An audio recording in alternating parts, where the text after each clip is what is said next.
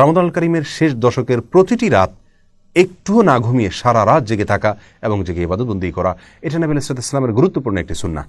প্রিয় দর্শক, আমরা যারা কর্মজীবী এবং নানা কারণে আমাদের সারা রাত জেগে ইবাদতবন্দি করার সুযোগ হয়ে ওঠে না, আল্লাহ রাসূল সাল্লাল্লাহু আলাইহি সাল্লামের বিভিন্ন হাদিসে কিছু কিছু ছোট ছোট আমল রয়েছে যে আমলগুলো করার মাধ্যমে সারা রাত জেগে ইবাদতবন্দি করার সওয়াব আমরা পেতে পারি। সেরকম কিছু আমল আজ আমরা শেয়ার করতে চাই। তো আমাদের প্রথম আমলটি হলো এশা এবং ফজরের সালাত জামাতের সাথে আদায় করা। এ বিষয়ে সহিহ মুসলিমের এক হাদিসে বর্ণিত হয়েছে, রাসূল আকরাম সাল্লাল্লাহু আলাইহি ওয়াসাল্লাম ইরশাদ করেছেন, মান সাল্লাল আশা ফি জামাআতিন কানা কা কিয়ামি নিসফি লাইলা। যে ব্যক্তি এশার নামাজ জামাতের সাথে আদায় করবে, আল্লাহ সুবহানাহু ওয়া তাআলা তাকে অর্ধ রাত জেগে ইবাদতবন্দি করা, দাঁড়িয়ে ইবাদতবন্দি করার সমান সওয়াব দান করবেন। ওমান সাল্লাল আশা ওয়াল ফজর মাল জামাআ ও ফি জামাআ কানা কা কিয়ামি লাইলা। আজ যে ব্যক্তি এশা এবং ফজর উভয় সালাত জামাতের সাথে আদায় করবে, আল্লাহ সুবহানাহু ওয়া তাআলা তাকে সারা রাত জেগে ইবাদত করার, দাঁড়িয়ে ইবাদত করার সওয়াব দান করবেন।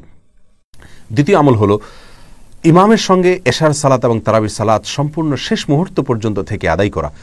এ বিষয়ে তিরমিজি এবং আবু দাউদে বর্ণিত হাদিসে রাসূল আকরাম সাল্লাল্লাহু আলাইহি ওয়াসাল্লাম ইরশাদ করেছেন, ইন্নার রাজুলা ইযা সাল্লা মা'আল ইমামি হাত্তা ইয়ানসারিফা হুসিবা লাহু কিয়ামুল লাইলা। যে ব্যক্তি ইমামের সঙ্গে রাতে সালাত আদায় করে, এশা পড়ে, তারাবি পড়ে এবং ইমাম চলে যাওয়া পর্যন্ত তিনি অপেক্ষা করেন, অর্থাৎ শেষ পর্যন্ত থাকেন সালাত ইমামের সঙ্গে, এ ব্যক্তিকে আল্লাহ সুবহানাহু ওয়া তাআলা রাতে দাঁড়িয়ে, সারা রাত জেগে দাঁড়িয়ে ইবাদত করার সমান সওয়াব দান করেন। তৃতীয়ত হলো রাতের যে কোনো সময় 100 আয়াত তেলাওয়াত করা। এ বিষয়ে সহিহুল জামে একটি হাদিস বর্ণিত হয়েছে, যে হাদিসে নবী আলাইহিস সালাম ইরশাদ করেছেন, যে ব্যক্তি রাতে 100টি আয়াত তেলাওয়াত করে, আল্লাহ সুবহানাহু ওয়া তাআলা তাকে সারা রাতের ইবাদতের সমান সওয়াব দান করেন, যে কোনো জায়গা থেকে 100 আয়াত তেলাওয়াত করলে রাতের ভিতরে। 4 নম্বর আমল হলো, যে ব্যক্তি বিছানায় এলেন এ উদ্দেশ্যে যে তিনি উঠে ইবাদতবন্দি করবেন, কিন্তু তার ঘুম তারপরে প্রাবল্য বিস্তার করার ফলে তিনি আর জেগে ইবাদতবন্দি করার সুযোগ পান নাই, ঘুম এসে গেছে এবং সেটা প্রবল হয়ে গেছে, এই ব্যক্তি যে প্রতিজ্ঞা করেছেন, তিনি যে দৃঢ় ইচ্ছা পোষণ করেছেন উঠে সালাত আদায় করবেন, শুধুমাত্র এই তার সদিচ্ছা এবং দৃঢ় প্রতিজ্ঞার কারণে আল্লাহ সুবহানাহু ওয়া তাআলা তাকেও সারা রাত জেগে যেভাবে তিনি নিয়ত করেছিলেন জেগে ইবাদত করবেন, সেভাবে আল্লাহ সুবহানাহু ওয়া তাআলা ইবাদতের সওয়াব তাকে দান করবেন। আর তার যে ঘুম এসেছে, এটি আল্লাহ সুবহানাহু ওয়া তাআলার পক্ষ থেকে তার জন্য সাদাকা বা উপহার ছিল।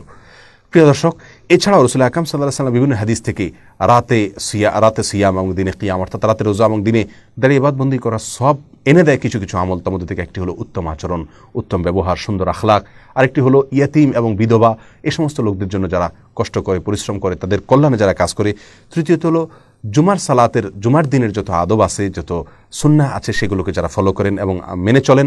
আর চতুর্থত হলো আল্লাহর রাস্তায় রাত জেগে যারা পাহারাদারির কাজ করেন একদিন এবং এক রাত, তাদেরকে আল্লাহ সুবহানাহু ওয়া তাআলা রাত জেগে ইবাদতের সওয়াব দান করে থাকেন। প্রিয় দর্শক, অতএব আমরা এই সমস্ত আমলগুলোর মাধ্যমেও রমাদানুল কারীমের শেষ দশকে রাত জেগে ইবাদতের সওয়াব আমরা নিজের করে নেওয়ার চেষ্টা করতে পারি। তবে বলাই বাহুল্য, সারা রাত জেগে ইবাদত বন্দেগী করা আর এই সমস্ত আমলের মাধ্যমে শর্টকাট ওয়েতে ইবাদত বন্দেগীর সওয়াব অর্জন করা, দুইটা আসমান এবং জমিন যেরকম তফাৎ, তার চেয়ে বেশি তফাৎ এই দুইটার মধ্যে রয়েছে। অতএব আমরা চেষ্টা করব রমাদানের শেষ দশকের প্রতিটি রাত জেগে ইবাদতবন্দি করার। যদি সেই সুযোগ না হয়, তাহলে অন্তত চেষ্টা থাকবে এই সমস্ত আমলগুলোর মাধ্যমেও আমি সারা রাত জেগে ইবাদতের সওয়াব যেন নিজের করে নিতে পারি। লাইলাতুল কদর যেন আমার মিস না হয়, লাইলাতুল কদরের ইবাদতের সওয়াব যেন আমি পেতে পারি। আল্লাহ সুবহানাহু ওয়া তাআলা দেখবেন আমার প্রচেষ্টা, আমার ইচ্ছা, আমার সাধনা, আমার আন্তরিকতা। আল্লাহ সুবহানাহু ওয়া তাআলা আমাদের সকলকে রমাদানের শেষ দশকের প্রতিটি রাত সারা রাত জেগে ইবাদত করার তৌফিক দান করুন।